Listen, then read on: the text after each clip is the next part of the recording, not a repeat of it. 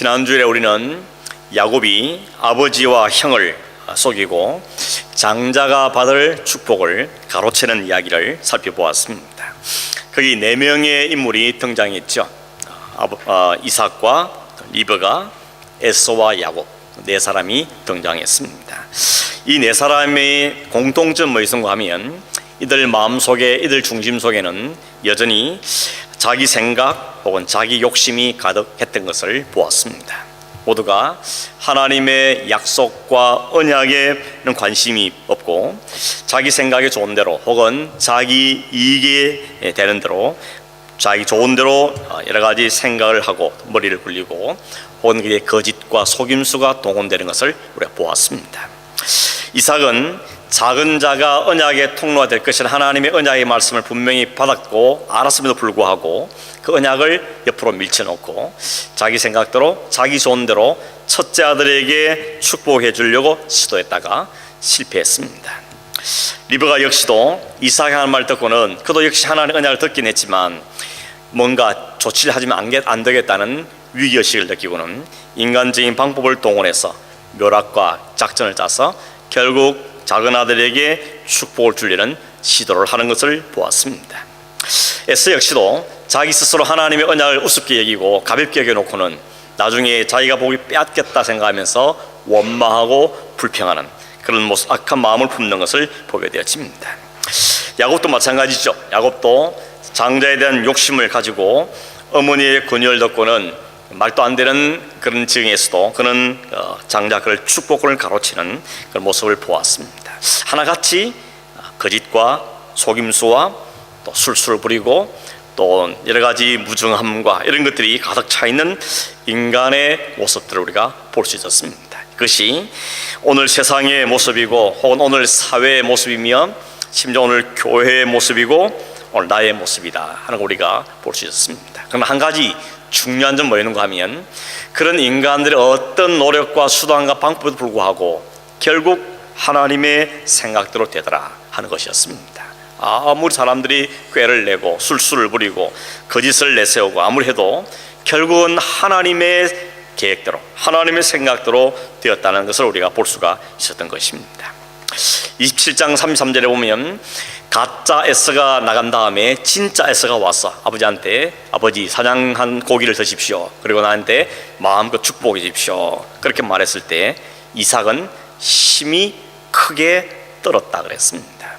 심히 크게 떨었다. 다른 성경 번역에 보니까 크게 충격을 받고서는 부들부들 떨면서 말을 더듬거렸다 이렇게 이야기하고 있습니다. 왜 그랬겠습니까? 뭐 때문에 그렇게 두려워했겠습니까? 자기 속셈이 들통난 것이죠. 자기의 불순종, 자기 한 짓이 무엇인지를 그게 다 들통났기 때문에 마음에 두려움이 찾아오게 된 것입니다. 내가 한 짓이 하나님 말씀 어긴 거였구나, 내가 한 것이 하나님을 대적하는 행동이었구나 하는 것이 드러나자 그는 스스로 두려움에 휩싸이게 되어진 것입니다. 그래서 에스가 아버지한테 내 동생한테 속았으니까 그 축복은 무효입니다, 나에게 다시 축복해 주십시오 라고 졸랐을 때 이삭은 제대로 이야기했죠. 내가 비록 실수하였지만 하나님께서 하나님의 이름으로 축복한 거기 때문에 그 축복을 되돌릴 수가 없다. 내가 이제야 고백하고 아는데 하나님께서 원하신 대로 된 것이다 하는 그런 고백적인 축복을 하게 되는 것을 보게 되는 것입니다. 여러분, 겉으로 보기에는 리브가와 야곱이 짠 작전이 유효했고 성공한 것처럼 보입니다. 그러나 그들의 계획대로 장자를 차지한 것처럼 보이지만 그 위에 그들의 삶을 보면 결코 단순하지가 않습니다. 성경은 아버지를 속여서 장자의 축복을 받아낸 그 야곱의 인생을 오늘 28장부터 시작해서 계속해서 우리에게 보여주고 있습니다. 여러분, 이 일이 있은 다음에 야곱이 맞닥뜨렸던 가장 첫 번째 상황은 뭐인가 하면 아버지와 어머니와 집을 떠나서 도망을 가야 한다는 것이었습니다. 왜냐하면 형이 아버지가 죽기를 기다렸죠. 아버지가 살아계실 때는 할 수 없지만 아버지가 나이 많으시니까 곧 죽으실 텐데 죽고 나면 내가 저놈을 반드시 죽이겠다 이런 마음을 품었습니다. 이걸 리브가가 안 것이죠. 그러고는 자칫하면 야곱을 잃겠다는 생각이 들으니까 그 야곱을 자신의 오라비가 살고 있는 곳으로 보낸 것입니다. 겉으로 말하기는 아내감을 구하는데 여기서 말고 해쪽 속이나 이 사람들 속에 말고 본래 자기 고향에서 아내를 얻게 하는 게 좋겠다라고 남편에게 제안을 했습니다. 자기도 그렇게 결혼했으니까. 그러나 속셈은 뭡니까?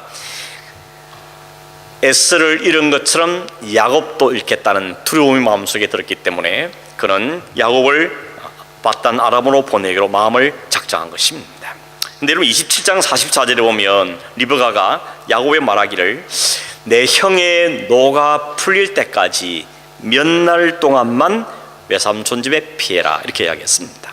몇 날 동안 잠시 형의 분노가 좀 가라앉을 때까지 네가 피하는 게 좋겠다. 소나기 올 때는 잠시 피하는 거다. 그런 의미로 이야기했습니다. 그러나 그 몇 날이 몇 날로 끝나지 않았죠. 그 몇 날이 몇십 년이 더 되었고 결국 이 리브가는 다시는 그 둘째 아들을 자기가 눈에 넣어도 아프지 않은 그 아들을 볼 수 없는 상황을 만나게 된 것입니다. 그 이후에 야곱의 인생은 한마디로 말해서 나그네 인생이었습니다. 정처 없이 다녀야 하는 집을 떠나 살아야 되는 나그네 인생이었습니다. 여러분 나그네 인생 그러니까 어떤 분들은 상당히 로맨틱하게 혹은 좀 멋있게 생각하는 분들이 있을지 모르겠습니다. 그러나 사실은 그 삶이 그렇게 낭만적인 삶이 아닙니다. 당시 고대 사회에서 가족을 떠나서 한 번도 가본 적이 없는 곳에서 산다는 것은 결코 쉬운 일이 아니었다는 것입니다. 야곱이 아버지를 속여서 축복을 받긴 했는데 실제로 자기 손에 쥐은 것은 아무것도 없었습니다. 아버지 재산을 받은 것도 없고 아버지의 축복을 말은 했지만 그에게 주어진 것은 아무것도 없고 오히려 빈손으로 집을 떠나야 했습니다. 험난한 나그네의 삶이 그때부터 시작됐습니다. 어떤 분은 젊은 나이에 고생은 사수도 하는 거다 이렇게 생각할지 모르지만 여러분 결코 이 야곱이 젊은 나이는 아니었습니다. 우리 흔히 성화 같은 데 보면 야곱을 아주 젊은 청년이나 소년점을 이렇게 그리고 있는 걸 볼 수 있는데 사실 이때 야곱의 나이는 77세 정도 되었습니다. 지난주에 비슷한 이야기를 했더니 어느 집사님 한 분이 그렇게 70이 넘었었어요? 그러면서 이야기해서 다시 한번 제가 집에 가서 계산해 보겠습니다 그렇게 말씀드렸는데 다시 한번 꼼꼼히 계산을 해보았습니다. 여러분 이삭은 40세에 결혼했죠. 그리고 60세에 쌍둥이를 낳았습니다. 그리고 이 두 아들을 축복했던 때가 나이가 138세였고 180에 죽었습니다. 요즘 우리 나이 개념은 조금 다르긴 하죠. 이때의 60과 오늘의 60은 좀 차이가 있어 보입니다. 야곱이 이렇게 형을 피해서 외삼촌 집에 가서 거기서 결혼하고 요셉을 낳았는데 그때 요셉을 낳을 때 약 14년 정도 이상 걸렸었죠. 근데 여러분 야곱이 애굽에 가서 바로왕을 만났을 때 당신 나이가 얼마입니까? 물어보니까 내 나이가 130쯤 됐습니다. 우리 조상들에 비하면 별로 많지 않지만 그러나 돌이켜볼 때 내 인생이 참 험악한 세월이었습니다. 이렇게 이야기한 걸 볼 수 있습니다. 그가 바로왕에 섰을 때 나이가 130이라 그랬는데 그러면 그때 요셉은 몇 살이었냐? 요셉은 39살 정도 됩니다. 요셉을 낳은 것이 그렇게 따져보면 요셉을 낳은 게 91살 때 난 것이 결론이 되고 거기서 또 14를 빼보니까 야곱이 축복을 받았던 그때는 거의 77세였다 하는 것을 알 수가 있습니다. 여러분 갑자기 머리가 띵하시죠? 이게 무슨 소리냐, 계산이 잘 안 되면 수학의 이 산수 잘 얻어온 분들은 계산이 되는데 다 잊어버리더라도 말하고 싶은 건 뭔가 하면 야곱이 아버지를 속여서 장자의 축복을 받아서 나그네 삶을 떠나야 됐던 그 시기가 77년이나 됐다는 것. 그러니까 결코 쉬운 일이 아니라는 것이죠. 모험이다, 낭만적이다 그런 이야기 할 계제가 아니라는 것입니다. 한 번도 그 나이에 한 번도 가보지 못하는 곳을 간다는 것은 결코 쉬운 일이 아니었고 또 외삼촌 집에 가서도 거의 한 20년을 머무는 동안에 거의 모섬처럼 거의 종처럼 살았죠. 뼈 빠지게 고생하면서 살았던 것입니다. 그리고 거기서 외삼촌에게 사기를 당하고 또 자기도 만만치 않게 사기치고 그러면서 살았던 인생이었습니다. 나중에 바로 앞에 섰을 때 그러죠. 내 나이가 130, 그 참 험악한 세월을 살았다고 말하는 걸 볼 수 있습니다. 여러분 야곱이 하나님께서 축복하시기로 작정한 사람이었고 또 사실은 그런 에서라든지 이 이삭의 생각에 관계없이 하나님은 결국 그에게 축복하시긴 하셨습니다. 그런데 실제로 그의 삶은 험난한 인생을 살았다는 것입니다. 왜 이렇게 하나님이 그 축복한 대로 복을 주시지 이렇게 험한 삶을 살게 하셨을까? 이렇게 뺑뺑 돌리며 고생을 시켰을까? 그 이유를 묻는다면 야곱에게 덕지덕지 붙어있는 그 인간적인 요소들, 그 속이고 사기하고 욕심꾸리기 이런 모든 인간적인 것들을 하나님이 다 물을 빼시는 겁니다. 그에게 담겨있는 그 모든 것들을 다 빼내버리고 새롭게 언약의 사람으로 하나님이 만드시는 과정이라는 것입니다. 마치 이스라엘 백성들이 애굽에서 나온 다음에 곧바로 가나안 땅으로 들어가지 못하고 40년을 뺑뺑 돌지요. 광야에서. 사실 애굽에서 가나안까지 가는 길은 수일이면 간다 그럽니다. 길어봐야 뭐 보름도 안 걸리는 길이라 그러죠. 그런데 40년을 뺑뺑이 돌았습니다. 그 40년 동안 하나님이 이스라엘을 어떻게 다루시는가 하면 그 이스라엘 백성들이 애굽에서 가져왔을 때 나있던 모든 사상과 문화와 종교와 모든 것들을 하나의 물을 싹 빼버리는 것입니다. 그리고는 세대까지 바꾸셔서 그들을 가나안 땅에 들려 보내시는 것을 볼 수 있는 것입니다. 마치 그 과정이 오늘 우리들에게도 그대로 적용된다는 사실을 우리는 기억할 필요가 있습니다. 하나님께서는 오늘도 우리가 만나는 모든 상황들을 통해서 우리 안에 겹겹이 쌓여 있고 혹은 우리에게 덕적이 붙어 있는 그 인간적인 요소들, 그 모든 요소들을 잘라내시고 뜯어내시고 고쳐내셔서 우리를 하나님의 언약의 백성으로 만들어가고 계시는 것입니다. 그 과정이 오늘 우리에게 주어진 일인 것이죠. 어떤 분은 표현하기를 우리를 성도들을 고난이란 세탁기 속에 집어넣어가지고는 그냥 윙 돌려가지고 물을 더러움을 싹 빼버리듯이 하나님 우리를 여러 가지 상황과 사건들 속에 집어넣으셔서 우리 안에 있는 모든 인간적인 교만과 이기심과 그 모든 욕망들을 다 빼버리고 우리 안에 성령으로 새로운 사람으로 만들어내는 것이 바로 성도가 당하는 삶이라는 것입니다. 그래서 성도가 당하는 고난은 축복이다, 그렇게 표현할 수가 있다는 것입니다. 세월이 이때부터 좀 흘러서 창세기 48장에 가보면 야곱이 아버지 이삭이 만났던 상황과 똑같은 상황을 만나게 되었습니다. 보시면 야곱이 이제 애굽에 있을 때인데 야곱의 나이가 많이 들었고 병들었다는 소식을 요셉이 들었습니다. 아버지가 돌아가시 전에 이 두 아들에게 할아버지 복을 받게 해야 되겠다, 그렇게 생각하고는 두 아들을 데리고 아버지를 방문했습니다. 아버지 손주도 왔습니다. 그리고 손주들에게 축복해 주십시오. 그때 이 야곱이 두 손을 들어 축복하죠. 부모가 혹은 할아버지가 자녀들에게 그 머리에 손을 얹고 축복하는 것은 당대에도 있었던 일이었습니다. 요셉이 큰아들 므낫세를 아버지의 큰손 오른손 앞에 앉혀놓고 그리고 왼손은 작은 아들 동생인 에브라임이 앞에 하도록 이렇게 앉혀놓았습니다. 손을 뻗어서 축복하면 자연스럽게 오른손인 큰아들 위에 왼손은 작은 아들 위에 옮가게 되어 있었습니다.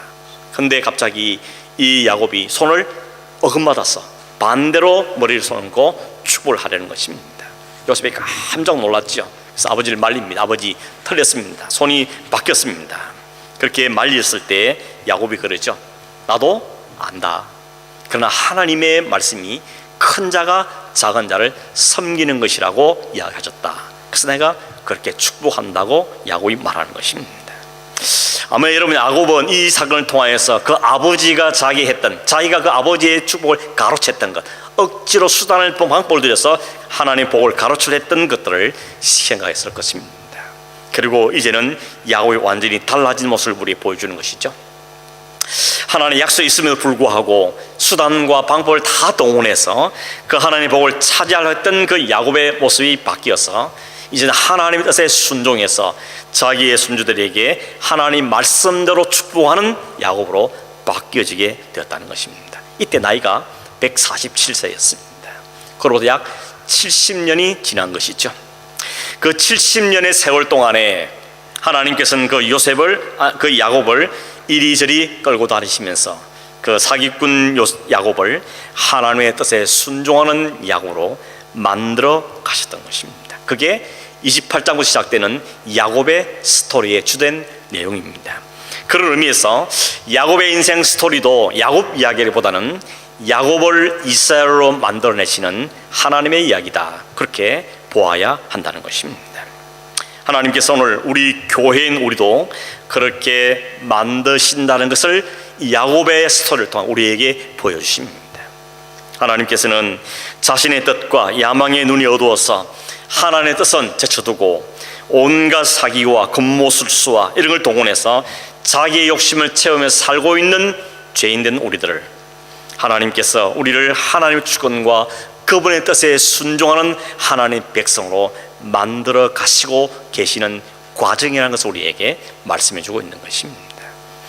하나님은 오늘 우리에게 그렇게 이야기하고 있기 때문에 결국 이 야곱의 스토리는 하나님의 이야기고, 그 하나님의 이야기의 핵심은 바로 우리를 야곱 같은 우리 인생을 이스라엘의 인생으로 만드시는 것, 그 이야기를 오늘 우리에게 하고 있는 것이. 그래서 야곱의 이야기는 스스로 오늘 우리의 이야기다, 나의 얘기다 라고 볼 수가 있는 것입니다. 여러분 1절에 4절에서 우리가 읽은 것, 1절 4절에 보면 이삭은 야곱을 불러다가 축복한 다음에 그를 외삼촌 집으로 보냅니다. 야곱이 지금 살고 있는 곳은 브엘세바고 외삼촌이 살고 있는 곳은 하란입니다. 거리가 약 800km 떨어져 있습니다. 그 800km를 걸어서 가야 되기 때문에 상당히 먼 거리임에 틀림이 없죠. 가는 도중에 여러 날 자야 됐습니다. 하루는 길에서 돌로 베개 하나 삼고는 자고 있는데 그날 밤에 하나님 꿈에 나타나셨습니다. 꿈을 꾸었는데 그 꿈을 보니까 큰 사닥다리가 땅에서부터 하늘까지 다루는 사닥다리 하나 쫙 서 있고, 그 사닥다리를 천사들이 오르락 내려가는 걸 보았습니다. 좀 더 보니까 그 사닥다리 제일 끝에는 하나님이 서서 계셨습니다. 그러니까 하나님이 야곱에게 말씀하시죠. 뭐라고 말씀하는가 하면 나는 여호와다, 나는 너의 할아버지의 하나님이고 너의 아버지의 하나님이다 라고 하나님 말씀하십니다. 여기 나타났던 그 야곱의 꿈에 나타난 사닥다리가 뭐냐, 뭘 의미하는가 라고 말할 때 모든 학자들은 이구동성으로 동일하게 말하기를 그것은 땅과 하늘을 연결하는 것이라는 것이죠. 땅은 인간의 세상이요, 하늘은 하나님의 나라입니다. 거룩하신 하나님의 나라와 이 죄악된 세상을 연결하는 것이 바로 이 사닥다리라는 것이죠. 그렇다면 그 사닥다리는 다 한 번밖에 될 수 없는 것이죠. 인간의 모든 죄악과 허물을 다 제거하시고 하나님 나라의 백성 들어갈 수 있는 그 일을 열어주신 분, 그건 바로 예수 그리스도이신 것입니다. 요한복음 1장 51절에 보면 예수님이 이렇게 말씀하셨어요. 진실로 진실로 너희에게 이르노니 하늘이 열리고 하나님의 사자들이 인자 위에 오르락 내리락 하는 것을 보리라. 하나님의 사자들이 오르락 내리락 하는 것을 볼 것이라고 주님이 말씀하셨는데, 여기 보니까 사닥다리 위를 오르락 내리는 게 아니고 인자 위에 오르락 내리락 한다, 이렇게 표현하는 걸 보았습니다. 도대체 이게 무슨 뜻인가? 이것은 아마도 예수 그리스도를 통해서 인간들이 하나님께 나갈 수 있다는 것을 말하는 건 틀림없을 터인데, 왜 인자를 밟고 올라간다고 말하는가? 그것은 예수 그리스도 십자가의 은혜로 말미암아서 우리의 사닥다리 되신 그 예수님, 그분을 우리가 밟고 간다는 것입니다.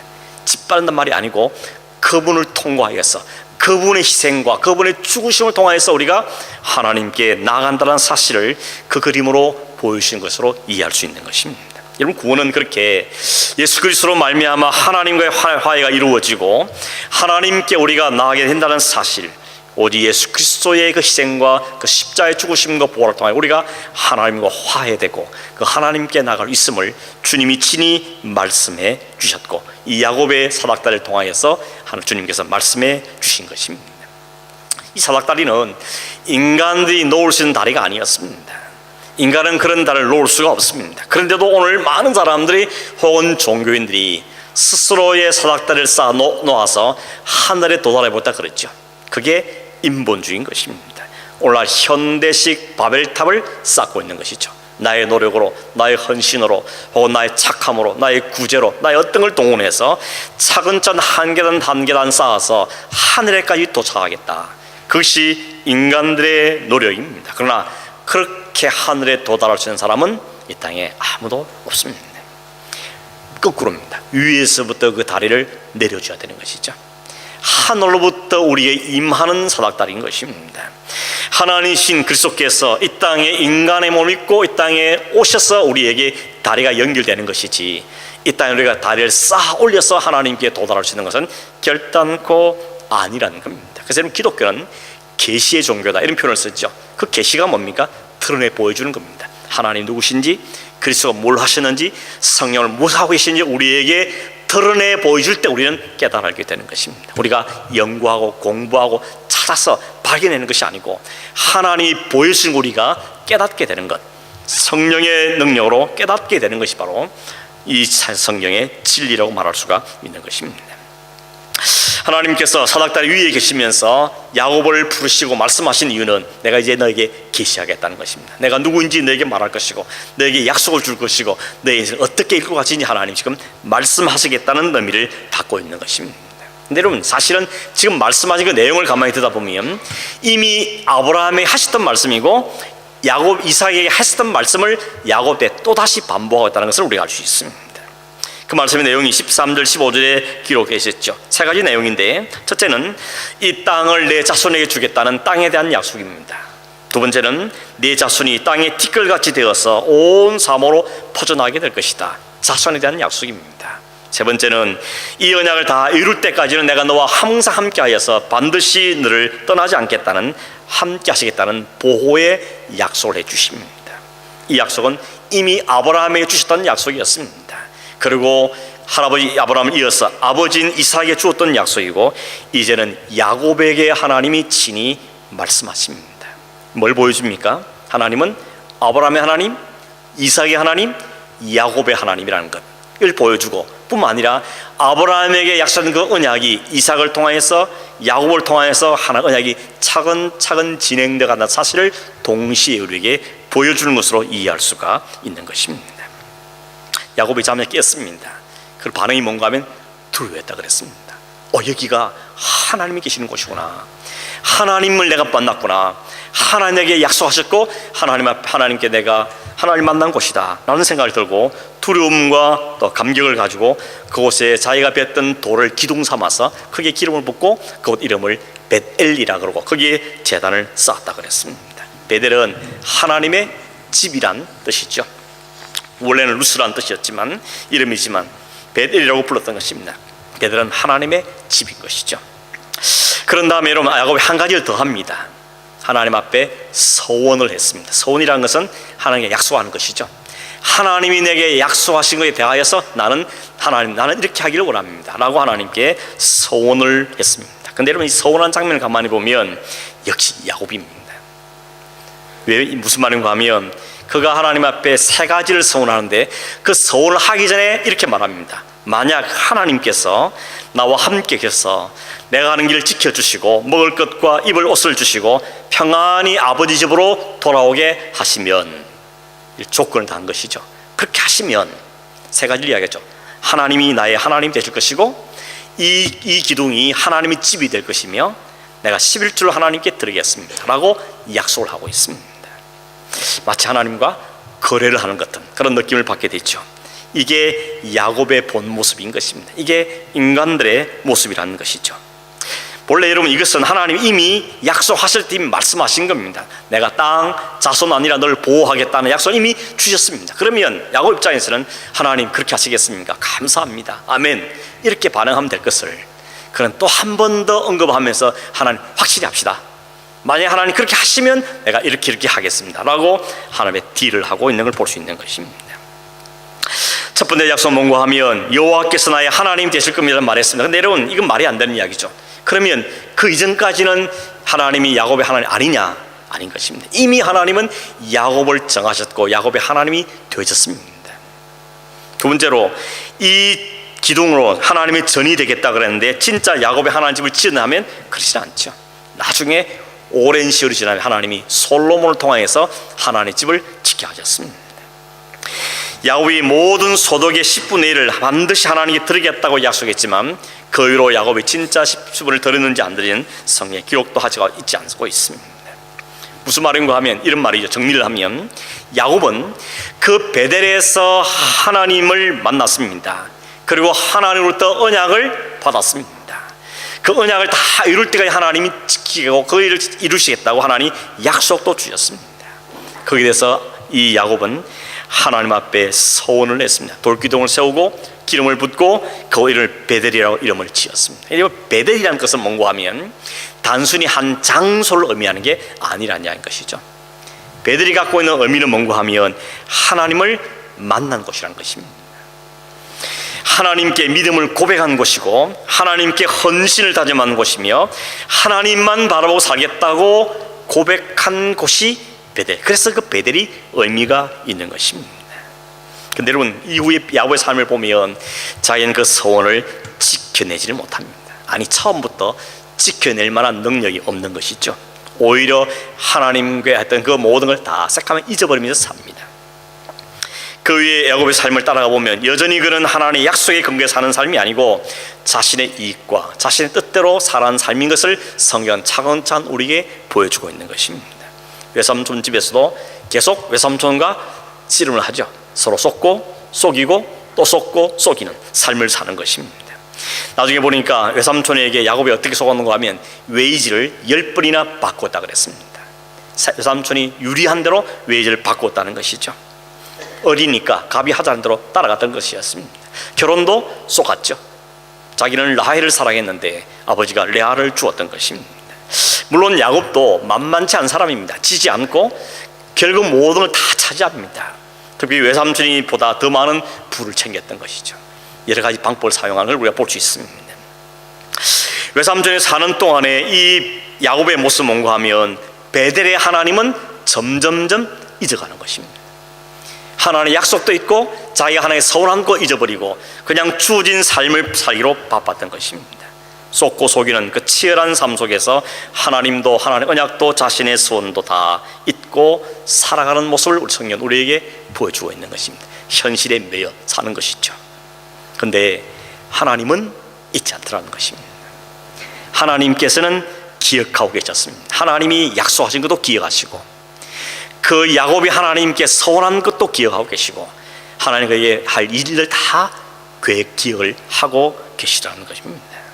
그래서 때가 됐을 때 하나님은 그 야곱을 베델로 다시 돌아가라고 말씀하고 계십니다. 31장 13절에 보면 오늘 하나님께서 야곱의 꿈에 나타나십니다. 그러면서 이렇게 말합니다. 그전에는 내가 네 할아버지 아브라함의 하나님이고 내 아버지 이삭의 하나님이다 그랬던 하나님이 이날은 나서 말하는가 하면 나는 베델의 하나님이다 이렇게 말씀하십니다. 의도가 있는 것이죠. 하나님 이삭에게 야곱에게 왜 베델의 하나님을 그렇게 했습니까? 그 이유는 야곱에게 네가 베델에서 했던 이야기를 잊고 살지 않느냐, 베델을 다시 기억하라는 것이죠. 베델에서 만났던 그 하나님, 베델에서 들었던 그 하나님의 약속, 베델에서 네가 하나님께 서운했던 그 내용들을 다시 기억하게 만들기 위해서 하나님께서 그에게 그를 자신을 소개할 때 나는 베델의 하나님이다, 베델에서 네가 만났던 그 하나님이다, 베델에서 네게 약속했던 그 하나님이다, 베델에서 네가 헌신했던 그 하나님이 나다 라고 야곱에게 말씀하고 있습니다. 이거 보면 하나님은 한 번도 잊지 않으셨던 것입니다. 하나님은 항상 기억하고 계셨습니다. 그리고 때가 됐을 때 그 야곱에게 그 사실을 일깨우시며 그를 다시 베델로 돌아가게 하시는 것입니다. 야곱은 그 일로 인해서 자신의 아내와 자식들 다 데리고 외삼촌 집을 떠나게 됩니다. 물론 그것도 야곱이 스스로 깨달아서 옮긴 건 아닙니다. 모든 상황이 외삼촌의 집을 떠나지 않으면 안 되게 되어 있었습니다. 나중에 35장에 가보면 보겠지만 외삼촌 얼굴을 보니까 평소하고 얼굴이 색깔이 달라졌습니다. 자기를 대하는 태도도 달라졌고 말도 달라졌습니다. 가만히 보니까 이 조카가 점점 거부가 되는, 부자가 되니까 시기심이 생겼던 것이죠. 그래서 보는 태도가 달라진 것입니다. 그걸 보고는 이 야곱이 하나님 그것 때문에 그 고민이 많이 하고 있을 때 하나님 그에게 나타나신 겁니다. 일어나서 베델로 돌아가라 말씀하셨습니다. 그래서 그는 베델로 돌아간 것입니다. 그러나 베델로 곧장 가지 않습니다. 중간에 세겜이라는 곳에 머뭅니다. 그 세겜에서 집을 짓습니다. 갓을 위한 움막을 짓습니다. 그 말은 뭡니까? 그게 살겠다는 것이죠. 이 세겜 여기 살만하다는 곳입니다. 베델까지 꼭 갈 필요 없이 여기 살아도 괜찮겠다라고 생각하고 거기에 머물러 정착하려고 합니다. 그리고 거기 있는 세겜 사람들과 섞여 살게 되는 것입니다. 그러다가 한 가지 사건이 큰 사건이 터져버리죠. 그 야곱에게 있는 눈에 넣어도 아깝지 않는 그 아름다운 이쁜 딸 디나가 그 마을 세겜 추장의 아들에게 억지로 강간을 당해버려 말았습니다. 이 야곱이 차마 추장의 아들이어서 말도 못 걸고 있을 때 야곱의 두 아들이 가서 복수를 해버리죠. 세겜에 살고 있는 모든 남자들을 다 죽여버렸습니다. 야곱이 그러죠. 큰일 났다, 이제 우리가 이 땅에 어떻게 살겠냐. 그래서 어쩔 수 없이 세겜을 떠날 수밖에 없게 되는 것입니다. 그런 결국은 어디로 갑니까? 베델로 가게 되는 것입니다. 그리고 하나님 그때 말씀하시기를, 그 세겜에서 말씀하기를 베델로 올라가라. 그리고 거기서 네가 형을 피해 도망할 때 네게 나타났던 하나님께 제단을 쌓으라고 말씀하십니다. 또 잊어버렸는데 하나님께 또 가르쳐 주신 것입니다. 또 기억나게 하시고 또 말씀하신 것입니다. 그래서 결국 야곱이 온 가족을 거느리고 세겜을 떠나서 베델로 가게 되어진 것입니다. 여러분 35장에 가보면 나중에 결국 야곱은 베델로 돌아옵니다. 그리고 거기서 제단을 쌓고 그 이름을 엘베델이라고, 베델의 하나님이라고 이름을 또 짓습니다. 그런데 여러분 거기서 무슨 일이 벌어진가 하면 우리가 잘 아는 하나님이 그 이름을 바꾸십니다. 35장 10절에 보면 하나님이 그에게 이르시되 내 이름이 야곱이지만은 내 이름을 다시는 야곱이라 부르지 않겠고 이스라엘이 내 이름이 될 것이다. 하나님이 약속하셨습니다. 그런 축복하십니다. 나는 전능한 하나님이라 생육하며 번성하라. 내가 아브라함과 이삭에게 준 땅을 네게 주고 내가 내 후손에게도 그 땅을 줄 것이다. 하나님이 축복하십니다. 그랬더니 야곱이 거기서 다시 돌기둥을 쌓습니다. 그게 기름을 붓습니다. 그리고 그곳 이름을 벳엘이라고 또 부릅니다. 왜 이렇게 성경에 하나님께서 야곱에 계속 베델에 집착하게 만들고 베델로 돌아오고 하시는가? 단순히 베델이라는 장소를 의미하는 것이 아니겠죠. 뭘 의미하는 거겠습니까? 그럼 우리가 요즘 열왕기하 말씀을 아침마다 읽고 또 여러분 큐티하고 계실 텐데 거기 베델이라는 곳이 자꾸 등장하죠. 베델이 어떤 곳입니까? 여로보암이 예루살렘에 있는 성전 대신에 금송아지 만들어서 제단을 쌓고 여기서 너희들 제사 지내라. 그러고 이스라엘 백성들을 우상 숭배하게 만드는 곳이 베델이 되고 말았습니다. 그러니 이 베델이라는 그 장소 자체가 뭐 신성한 곳이나 거룩하다는 의미는 아니겠죠. 그러면 뭐겠습니까? 그곳은 야곱이 하나님을 만났던 곳입니다. 야곱은 거기서 하나님의 약속을 받았고 그가 하나님의 헌신을 소원했던 곳이 베델이었던 것입니다. 그러므로 장소, 지명이 중요한 것이 아니고 하나님 언약이 선포되고 하나님께 예배하고 하나님께 헌신을 경험하고 다짐했던 곳, 그곳이 바로 베델인 것입니다. 하나님이 지금 베델로 돌아가는 것은 단지 베델이란 장소를 말씀하는 것이 아니고 그 자리, 그 삶의 자리, 그 하나님께 예배하며 하나님께 헌신하며 하나님께 축복을 약속받던 그 자리로 돌아가는 말씀을 하고 계시는 것입니다. 그런 의미에서 여러분에게 베델은 어디입니까?